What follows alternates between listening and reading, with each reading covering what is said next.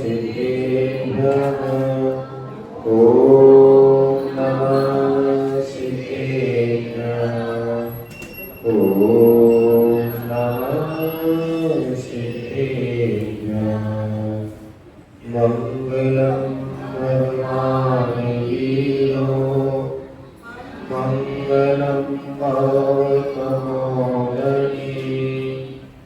मङ्गलं पुण्यपुण्डाख्यो जैनधर्मोऽस्तु मङ्गलम् सर्वमङ्गलमाङ्गल्यं सर्वकल्याणकारकं प्रधानं सर्वधर्माणां जैनं जयतु वंदे विद्यासागरम्। जय बोले अहिंसा परमो धर्म की। शासन नायक भगवान महावीर स्वामी की। आचार्य भगवान श्री कुंद महाराज की। आचार्य गुरुवर श्री विद्यासागर जी महाराज की। आचार्य श्री समय सागर जी महाराज की।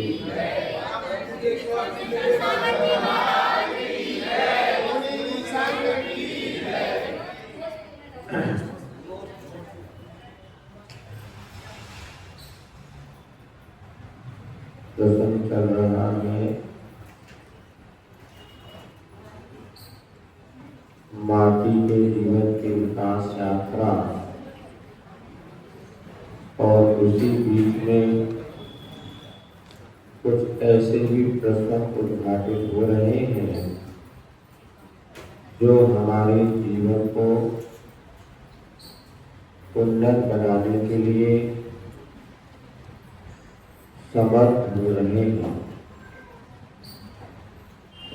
पिछले दिनों चर्चा करते हुए उस कांटे की चर्चा आपके समक्ष रखी थी जो कि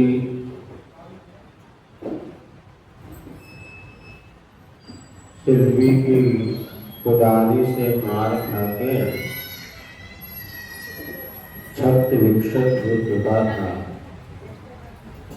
इधर उसने कहा शिल्पी कम से कम हमसे क्षमा याचना तो करे। तो यहाँ पर शिल्पी ने जैसे ही क्षमा याचना की, इधर कांटे के मन में जो डरने का भाव था वह समाप्त हो गया और शोध शब्द बोध शोध की चर्चा यहाँ पर आपके समझती है। इधर पश्चात आपके साथ पुनः कंटक कहता है पेज नंबर 108 पर अहित में हित और हित में अहित निहित सा लगा इसे मूल गंभ नहीं हुआ चूल रंग नहीं लगा इसे बड़ी भूल बन पड़ी है इससे प्रतिकूल पद बढ़ गए और पीछे बहुत दूर अनुकूल पद रह गया गंध को गंदा कहा चंद को अंधा कहा पीयूष विष लगा इसे भूल छंद हो स्वामी और इसी एक अच्छा मंत्र दो परिणाम स्वरूप आमूल जीवन इसका प्रसन्न पूर्ण सम्य हो। फिर क्रमशः जीवन में वह भी समय आए कि शरणागतों के लिए अभय पूर्ण शरण हो परम नम्य हो यह भी। अर्थात मेरा जीवन तो हमेशा दूसरों के दुख का ही कारण बना हुआ है, फिर भी आप पीयूष जन आज तक जो आपने के माध्यम से जो मुझे संबोधन मिला उस संबोधन से मुझे जो प्रभावित मन हुआ मुझे अब आप ऐसा एक मंत्र दे जिससे कि मेरे जीवन में भी प्रशम पूर्ण सम रसम यानी होता है कसायों को दबाना।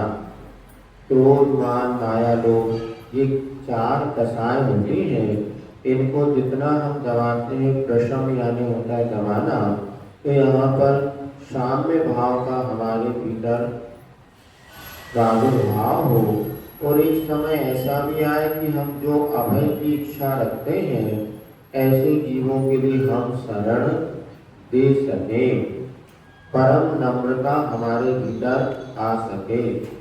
इस पर शिल्पी कहता है कि मंत्र ना ही अच्छा होता है ना ही बुरा, अच्छा बुरा तो अपना मन होता है। स्थिर मन ही वह महामंत्र होता है और अस्थिर मन ही पाप तंत्र स्वच्छंद होता है। एक सुख का सोपान है, एक दुख का सोपान है। अर्थात मंत्र की हम याचना करते हैं क्योंकि हम समझते हैं मंत्र वह एक शक्ति है जिससे हमारे जीवन में बहुत सारी प्रतिकूलताएं दूर होकर के अनुकूलताएं बन सकती हैं। ज्यादातर लोग आते हैं महाराज बड़े संकट में, कोई एक मंत्र दे दो, अच्छा सा मंत्र दे दो, मतलब कोई बुरा सा भी मंत्र होता है, अच्छा आशीर्वाद दे दो, तो भैया अच्छा नमोस्तु तो करो, नमोस्तु तो खड़े होके करो, महाराज अच्छा सा आशीर्वाद दे दो। अरे नमो आशीर्वाद से ज्यादा चमत्कार आपके नमस्कार में है। कितनी श्रद्धा भक्ति समर्पण के साथ आप नमस्कार कर रहे हैं प्रभु को, गुरु को, उसमें आपका चमत्कार छुपा हुआ है। महाराज तो सबको आशीर्वाद देते हैं, सूर्य तो सबके लिए बराबर किरणों को प्रेषित करता है, किंतु किसकी कितनी आस्था उस सूर्य की किरणों से वो अपने जीवन में लाभ ले सकता है। तो यहाँ पर मंत्र अच्छा बुरा नहीं होता, अच्छा बुरा तो अपना मन होता है। और मन यदि अच्छा है तो स्थिर मन ही महामंत्र होता है। सुन नहीं रहे काय से सुन रहे, मन से कि काम से? स्थिर मन ही महामंत्र है।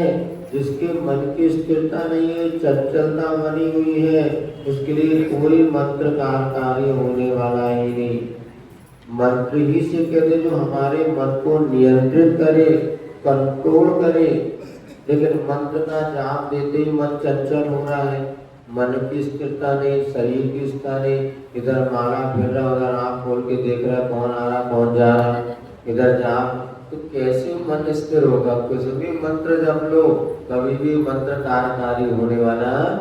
जिसका मन नियंत्रित होता है, मन स्थिर होता है, वही महामंत्र होता है। जिसका धर्म ध्यान में मन अपने आप कल्याण में स्थिर है और अस्थिर मन ही पाप तंत्र स्वच्छंद होता है। बहुत चंचलता मन में, स्थिरता है ही नहीं। अब ऐसा मन ही पाप तंत्र होता है, पाप को देने वाला, और स्वच्छंद होता है, उसका कोई स्थिरता नहीं होती। तो जो स्थिर मन है वो तो सुख का सोपान है, सोपान यानी सीढ़ी, और जो अस्थिर मन है वो दुख का सो यानी वह पान यानी पेय पदार्थ है। तो चंचल मन है वो आपको दुख ही देगा। जब तक मन की चंचलता दूर नहीं होगी तब तक जीवन में सुख मिलने वाला नहीं है। आज व्यक्ति का मन इतना चंचल होता जा रहा है कि पहले व्यक्ति का मन इतने संसाधन नहीं थे, मीडिया वगैरह नहीं था, तो मन देखना स्थिर होता था और सुख आनंद मिलता था। अब इतनी सामग्री मिलने के बाद भी चंचलता इतनी है, आज ये मिले तो इसमें संतुष्टि नहीं, कल दूसरा चाहिए, फिर तीसरा चाहिए, चौथा चाहिए, तो सुख मिले कहाँ से? बहुत अच्छी बात यहाँ पर आकर महाराज ने निकली कि हमारा चंचल मन ही दुख का पेय है। आज व्यक्ति दुखी है इसलिए नहीं कि उसके पास कुछ नहीं है, आज क्योंकि जितना उसमें उसकी संतुष्टि नहीं है और दूसरा मन की स्थिरता नहीं है। कितना भी पैसा है, कल बहुत से सज्जन आते महाराज सब कुछ है हमारे पास, लेकिन मन में आकुलता बनी हुई, कोई शांति नहीं है। इसका कारण है तत्व ज्ञान का अभाव है और मन की चंचलता है। कहीं रुकता ही नहीं, मन भागता रहता है। और भगाने वाले कौन है? हम ही उनको भगाने वाले। इसलिए जितना आप बाहर की ओर देखोगे उतने मन की चंचलता बढ़ेगी। इसलिए सारे के सारे निमित्तों से बचना बहुत जरूरी है।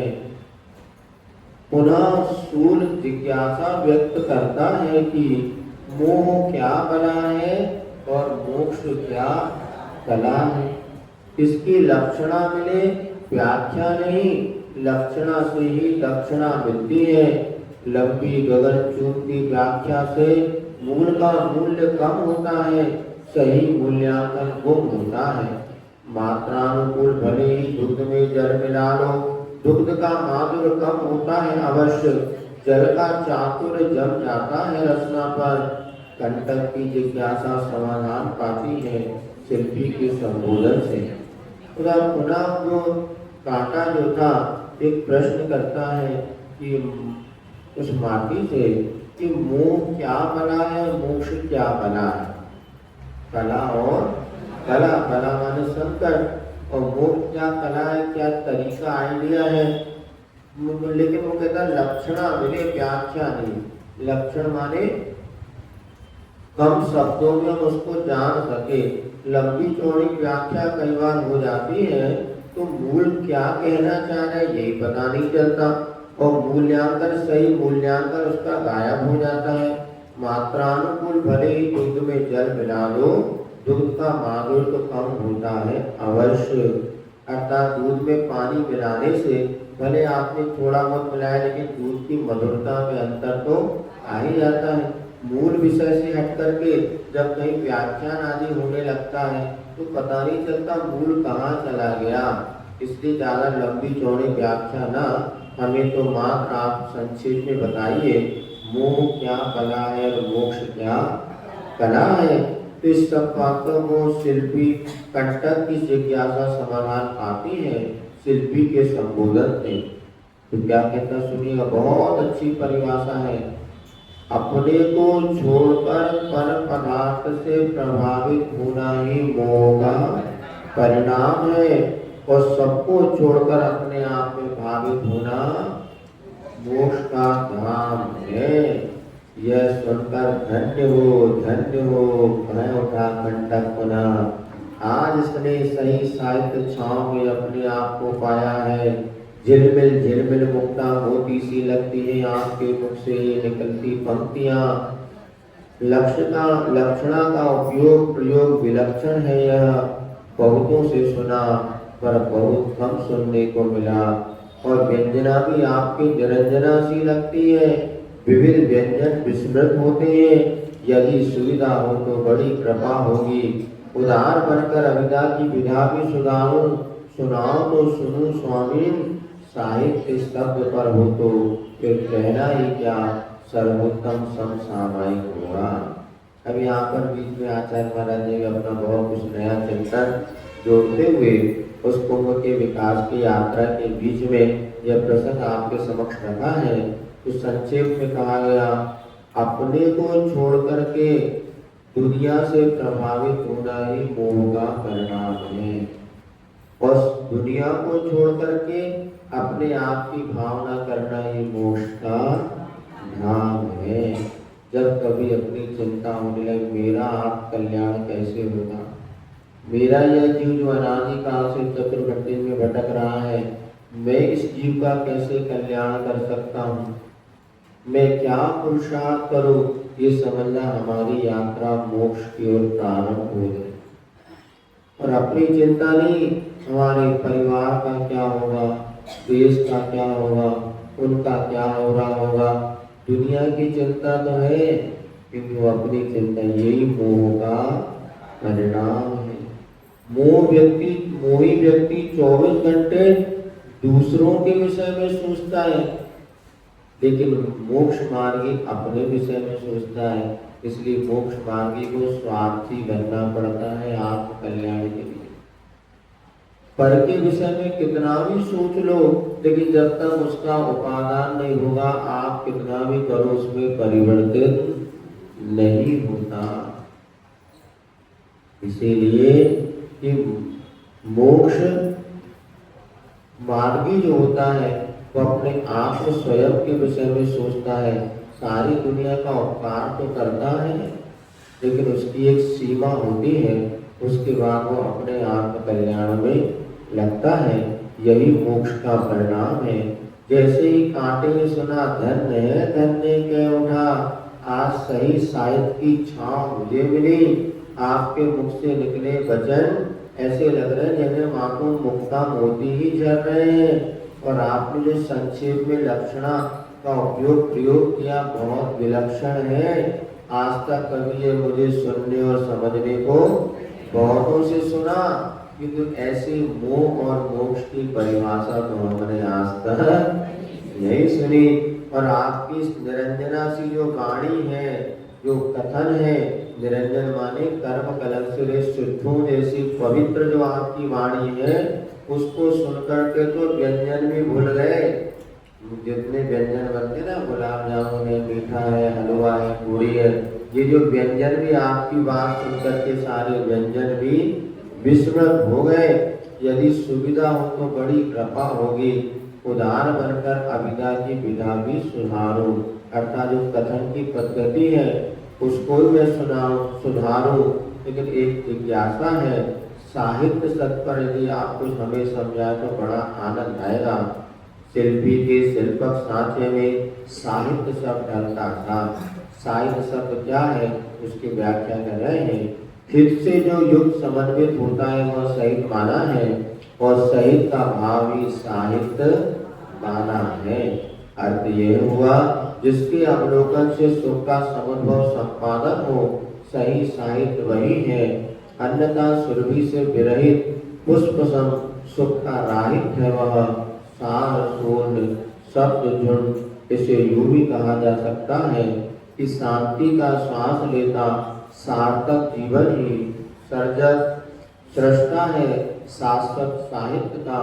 इस साहित्य को आंखें भी पढ़ सकती हैं, कान भी सुन सकते हैं, इसकी सेवा हाथ भी कर सकते हैं। यह साहित्य जीवंत है ना। इस बात को कांता समागम से भी कई गुना अधिक आनंद का अनुभव करता है। फटा माता होकर भी साहित्य का मंथन करता, मनमत मंथक बना हुआ उसका माथा। साहित्य रस में डूब भोर विभोर हो, एक नाम वाला पर नर्तक में तत्पर है कांटा। मंद मन हंसता हंसता उसका हंसा एहसास कराता है शिल्पी को कि सदा सदियों से हंसा तो जीता है, दोषों से रीता हो, परंतु सबकी वह काया पीड़ा पहुंचाती है सबको। इसीलिए लगता है अंत में काया का दाह संस्कार होता हो। हे काया, जल जलकर अग्नि से कई बार राख खाक होकर भी अभी भी जलाती रहती है आत्म को बार बार जन्म लेकर के। इधर यहाँ पर साहित्य शब्द की व्याख्या करते हुए शिल्पी कहता है, शिल्पी कि हित से जो सहित हो उसे हम कहते हैं सहित। हित से जुड़ा हुआ हो उसके कहते हैं सहित, और सहित का भाव ही साहित्य है। इसका यह अर्थ निकला कि सुख का संपादन हो, सही साहित्य वही है जिससे हमें सुख का मार्ग मिले। अन्यथा शेष तो क्या है, सुरभि यानी सुगंध से रहित जैसा फूल होता है, ऐसा सुख का राहित है वह। सार पूर्ण शब्द झुंड मार। अर्थात जब कोई पुस्तक हम पढ़ते हैं, वो जो साहित्य पढ़ा जाता है, आपको धीरे धीरे साहित्य पढ़ने की भी रुचि लोगों की चली गई। ये मोबाइल वगैरह जब से आ गए तो सारी चीज जब गूगल आदि में सर्च होने लगी, अब व्यक्ति साहित्य नहीं पढ़ता। पहले यहाँ पर आप जब कभी देखेंगे व्यक्ति रुचि पूर्वक साहित्य को पढ़ता था, या रात के साहित्य होते थे, उपन्यास वगैरह चलते थे, नॉवेल जिसको, और घरों में एक ही बात की लड़ाई होती थी। उन उपन्यास पढ़ने बैठ गए बहू रानी तो कोई काम ना करे, बेटे पढ़ने बैठ गए ऐसा मन लगता था, वो सब कुछ छोड़ करके उसमें लग जाते थे। अब जमाना बदल गया, लेकिन साहित्य तो वही साहित्य है जिससे सुख का समागम मिले। हम जब बचपन में तब भी उस समय जब अपन ग्रंथ वगैरह पढ़ते थे उससे कुछ सुख का मार्ग मिलता है, लेकिन शेष ग्रंथ पढ़ो या पुस्तकें पढ़ो उसमें कोई सुख का मार्ग मिलता नहीं था। तो वास्तव में जहाँ से हमें सुख का मार्ग मिले, कौन सा सुख? इंद्रिय सुख ही सच्चा सुख नहीं है। आत्मिक सुख, शांति जिसे मिले वही साहित्य है। अन्यथा शब्द का झुंड मात्र है जिसमें सुख का कोई मार्ग नहीं। घंटों आप सुन लो क्या हो रहा है आजकल, यही तो हो रहा है। घंटों शॉर्ट मूवी फिल्म वगैरह देखते रहते हैं और क्या निकला? कुछ सार नहीं। 2-2 घंटे निकलने के बाद भी पता चलता है कुछ सुख का मार्ग नहीं मिला। बाद में पता चलता है फालतू में हमारा समय, थोड़ा सा भी थोड़ा विवेक लगाओ तो लगता है यार 2-2.5 घंटे हमारे चले गए, लेकिन इसमें मिला कुछ नहीं और मन की आकुलता बढ़ गई। वही साहित्य, वही चित्र, वही आपको देखो जिससे हमारी मन की आकुलता कम हो। और आकुलता का कम होना ही सुख है। और आकुलता बढ़ रही तो समझ लेना दुख बढ़ रहा है। जब ऐसे साहित्य की व्याख्या की तो साहित्य कैसा है? वही शाश्वत साहित्य है जो शांति के श्वास लेता सार्थक जीवन का सर्जक सृष्टा है। ऐसा शाश्वत साहित्य वो जो आत्म तत्व का वर्णन करने वाला है, ऐसा वह साहित्य हित संपादक होता है। इस साहित्य को आंखें भी पढ़ सकती हैं, कान भी सुन सकते हैं और इसकी सेवा हाथ भी कर सकती है। यह साहित्य जीवंत है। अर्थात गुरु एक ऐसा साहित्य है जिन्हें हमारी आंखें भी पढ़ लेती हैं। मात गुरु की चर्या देख करके ही हमें सुख का मार्ग मिल जाता है। आचार्य महाराज को आप सब लोगों ने देखा होगा। आचार्य महाराज जब आहार करने जाते हैं कितनी शांति रहती आपको पता है? कितनी शांति रहती? बहुत शांति है। कितनी शांति में तो आहार ही न कर पाएगा।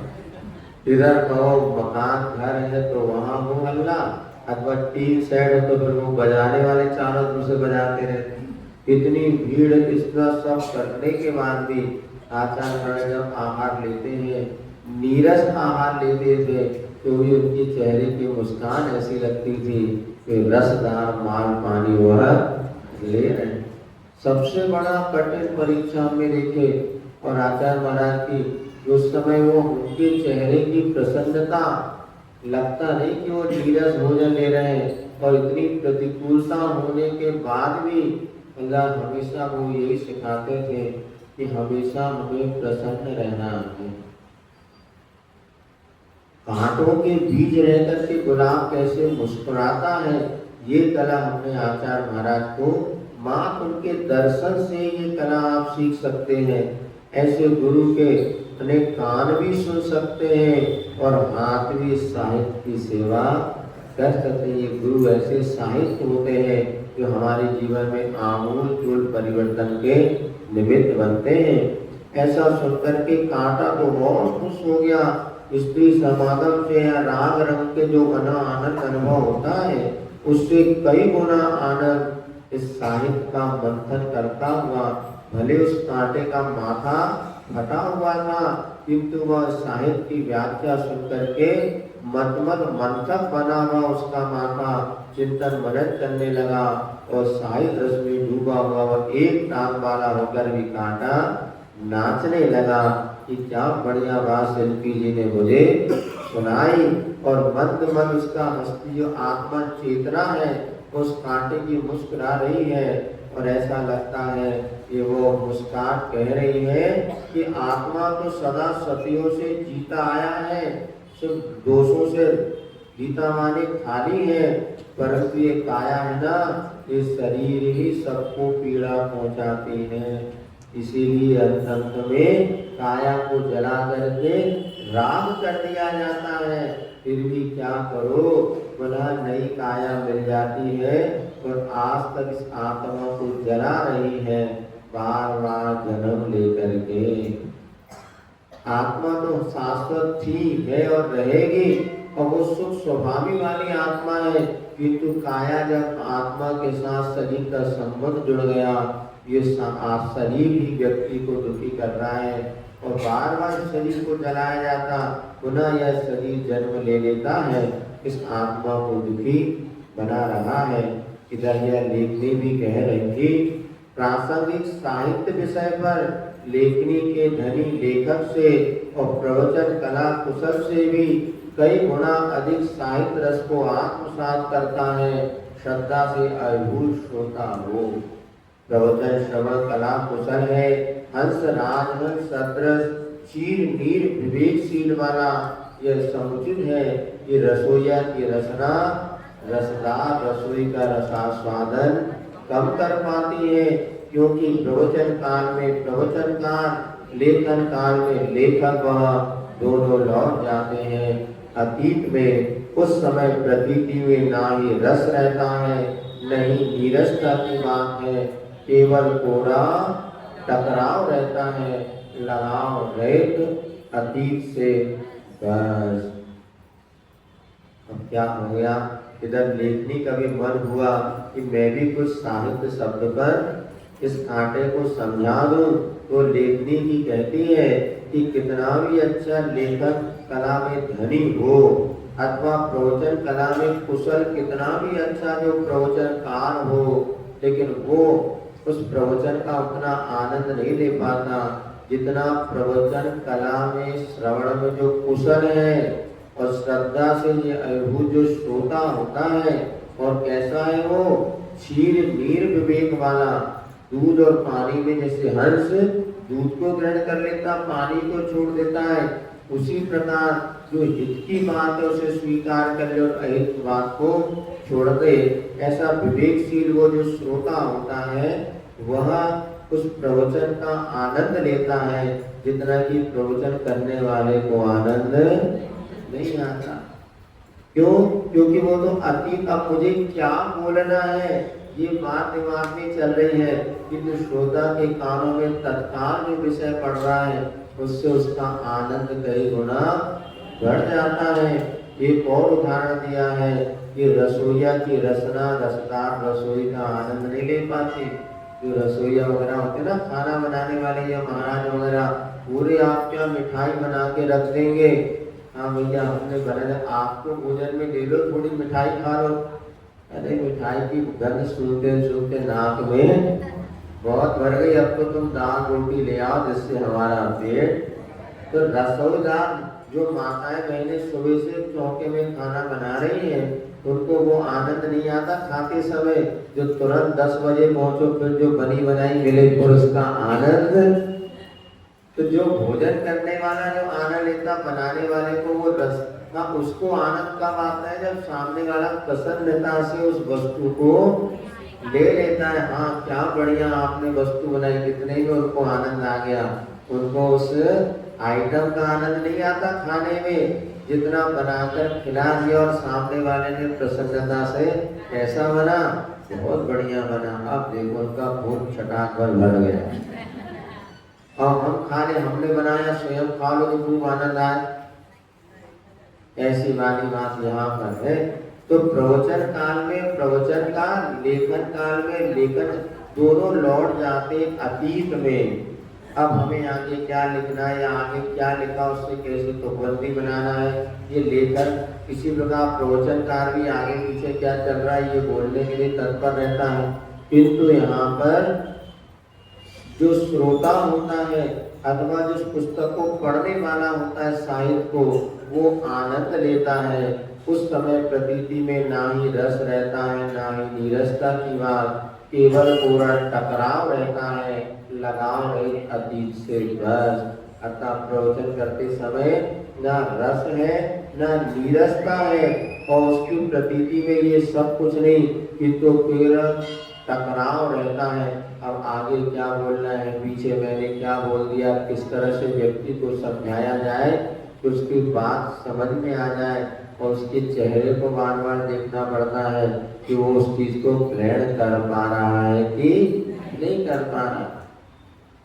तो बस ये सब होता है। इसी प्रकार जो साहित्य का आनंद तो वही व्यक्ति लेता था जो उसके लेखन आदि कार्यों से ऊपर उठ चुका। शिल्पी का आगमन हो रहा है माटी की ओर, फूली माटी को रौंद रहा है, रौंद रौंद कर उसे लौंदा बनाना है। रौंदन क्रिया भी वह हथेलियों से संभव नहीं। अब माटी को रोकना हो तो हाथ से थोड़ा ना, आटे को तो भले हाथ से उसन लो, किंतु बाटी को चिकना बनाना है तो क्रिया हाथ से संभव। माटी स्निग्धता की अधिकता माटी में लाना है ना, गोंद बनाना है उसे, पगतलियों से ही संभव है यह। कारण कि कर्तव्य के क्षेत्र में कर प्रायः कायर बनता है और कर मांगता है कर, वह भी खुल कर। इतना ही नहीं, मानवता से गिर जाता है और मानवता से गिर जाता है। अर्थात हाथ क्या है, हाथ अपने कर्तव्य क्षेत्र में प्रायः पीछे हो जाते हैं, कायर हो जाते हैं। जितना पैर काम करता है उतने हाथ काम करते हैं क्या? नहीं, प्रायः कर्तव्य क्षेत्र में हाथ तो कायर बनते हैं, मांगने के लिए तो सबसे आगे आ जाते हैं। कर मांगता है, कर टैक्स ले आ भैया, लाला जी आ गए, ले आ। तो और वह भी खुलकर। इतना ही नहीं, मानवता अपने मानवीय गुणों से गिरता हुआ मानवता से गिर जाता, मानवता मान घमंड से वह गिर जाता है। हाथ जो है घमंड से गिर जाते हैं, किंतु इसके विपरीत है पांव, शील है पांव का, परिश्रम का कायर बनाया, पूरा का पूरा परिश्रम करता है, प्रायः घायल बनता है और पांव नता से मिलता है, पावनता से मिलता है।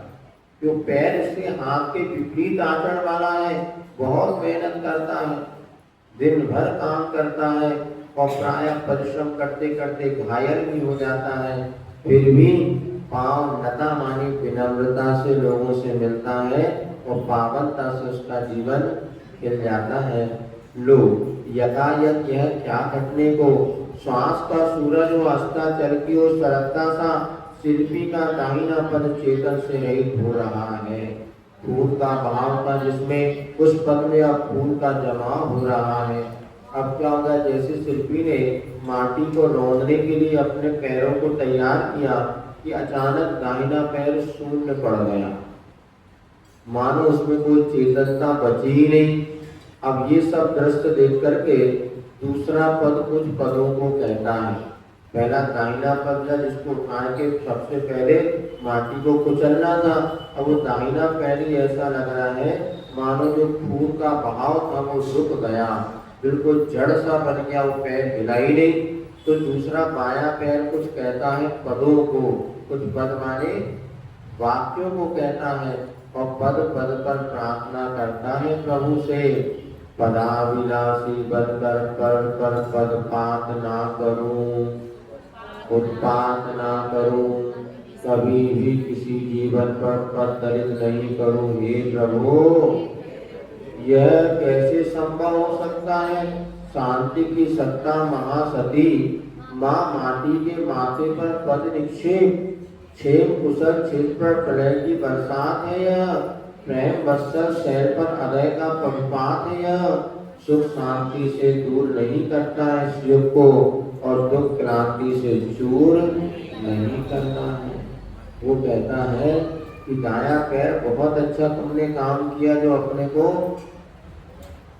निष्क्रिय बना लिया, क्योंकि माटी दुनिया को सुख शांति देने वाली है, जहाँ पर कुशलता की बरसात होती है, प्रेम वस्त्र का जो खजाना है, ऐसे माटी के माथे पर पैर रखना, पैरों से उसको कुचलना और सुख शांति से यदि ऐसा होगा तो संसार सुख शांति से दूर हो जाएगा और सारे दुनिया में दुख का ही माहौल बनेगा।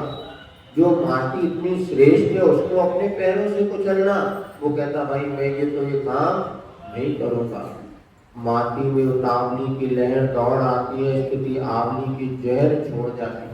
माटी ने देखा अरे ये पैर मुझे कुचलने को दोनों ही तैयार नहीं है, अब मेरा भविष्य क्या होगा? क्योंकि जब तक माटी कुचली नहीं जाएगी तब तक चिकनाई नहीं आएगी, जब तक चिकनाई नहीं आएगी तब तक माटी घट का रूप धारण। स्थिति आवली माने कुछ समय की स्थिति भी मानो जहर जैसा चढ़ गया उस माटी को, अब मेरा भविष्य क्या होगा, यहाँ से अब आगे क्या घटता है पता नहीं। उस घटना का घटक किस रूप में उभर कर आएगा, उस रूप में आया हुआ भार कब तक टिकेगा, उसका परिणाम किमात्मक होगा, यह सब भविष्य की गोद में है। परंतु भूत भविष्य भवन भूत भविष्य वेदता भागवत बोध में बराबर भास्वत है। अब मेरा भविष्य क्या होगा, किस करवट को बैठेगा, क्या परिस्थिति बनेगी।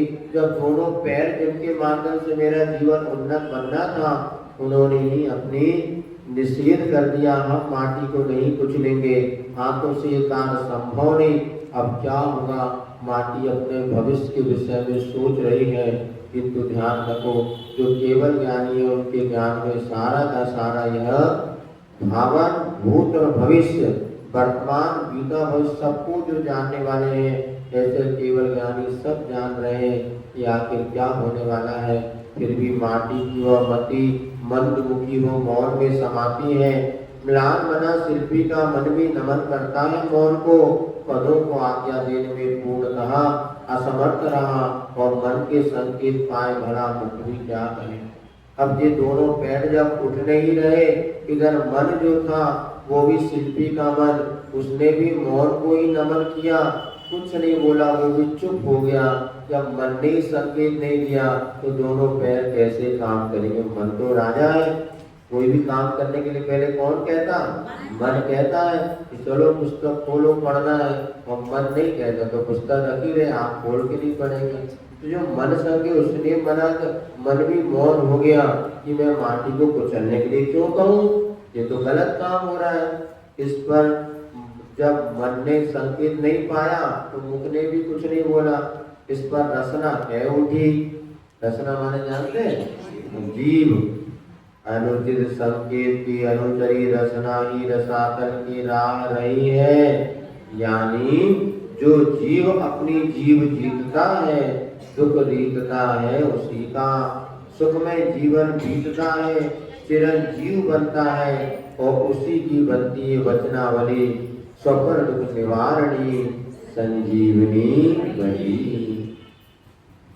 अब रसना कहती है अनुचित संकेत की मैं अनुचरी कैसे बन सकती हूँ, जब मन कोई संकेत ही नहीं दे रहा तो मैं भी क्यों कहूँ कि तुम माटी को कुचलो। मैं भी चुप हो गई। और ध्यान रखो जो जीव है ना अपनी जीव को जीतता है। किसको जीतना है, जीव रसना। जो जीव अपनी जीव को जीतता है ना उसी का दुख बीतता माने दूर होता है। जिसने अपनी जिह्वा को नहीं जीता उसका दुख कभी भी कम होने वाला। जिह्वा के दो काम है, कौन कौन से, चखना और बकना। जिसको क्या बोलना इसका विवेक नहीं, और कितना खाना क्या खाना कब खाना इसका जिसको विवेक नहीं, कंट्रोल नहीं, वो कभी भी सुखी। इसलिए जिह्वा को जीतने के दो अर्थ होते हैं, एक तो वाणी का संयम और दूसरा अपने खान पान का संयम। यदि ये दो जिसके जीवन में नहीं हुए उसका कभी भी दुख से जीवन खाली नहीं हो सकता। दुख का भरा रहेगा, सुखमय जीवन उसी का बीतता है, चिरंजीवन उसी का जीवन बनता है जो अपनी जीव को जीतता है। जो जीव को जीतेगा उसका दुख खाली हो जाएगा, सुखमय जीवन बनेगा, और चिरंजीव जीता बहुत काल तक वो जीवित रहता हुआ उसकी वचन की जो पंक्तियां हैं वो बनती है संजीवनी बटी के समान, अपने और दूसरों दोनों के दुख को दूर करने वाली संजीवनी बटी बनती है। कौन, उसकी वाणी जिसने अपनी जिह्वा को जीत लिया है, अपना संयम पथ पर जो चल पड़ा है। ऐसे व्यक्ति के जो वचन से निकलते ना वे वचन भी संजीवनी बटी का काम करते हैं।